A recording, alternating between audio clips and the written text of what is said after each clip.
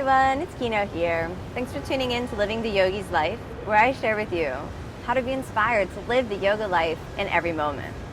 Yoga is much more than just a physical practice. It's really an inspiration to live a better life, to be a better person in every moment and every aspect of your whole life.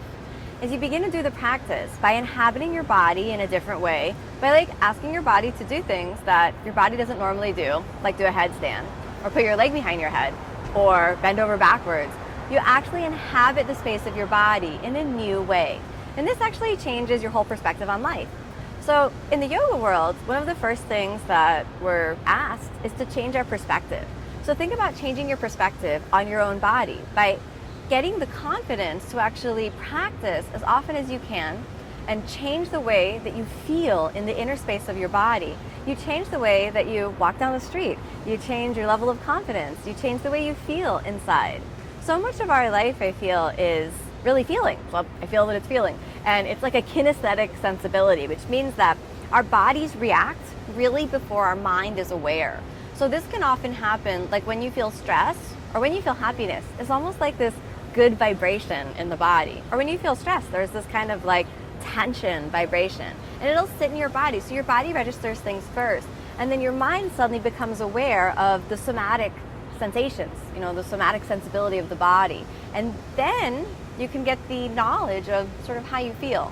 The yoga practice helps change your awareness, helps change your perspective, first by helping you inhabit the inner space of your body in a new way. I remember when I first started practicing, it might sound a little ridiculous, but just the fact that I could do a headstand and hold it for 10 breaths gave me more confidence to walk down the street and be strong and actually be a stronger person. Because I felt like, well, hey, if I showed up on my mat and I did that today, you know what else could I do? Because I never thought of myself as a strong person. Now, I started the traditional Ashtanga Yoga practice right here in New York City. I joined the Mysore style Ashtanga Yoga practice, and I suffered every single day in headstand. I got up and I tried and I fell over. And my teacher at the time did not help me.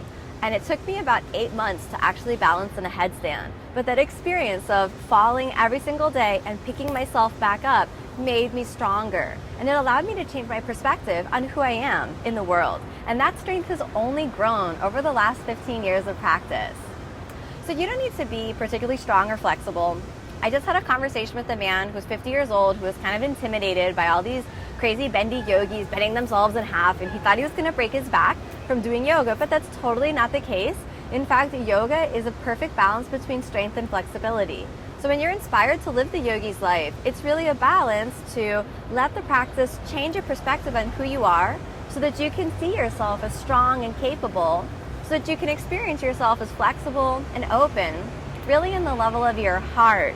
Not so much that you have to bend over backwards and do super deep back bends, but that you're working in the practice to change the way you feel under your own skin so that you can kind of feel, so you can kind of feel at home inside of your own skin. So you feel like, you're you.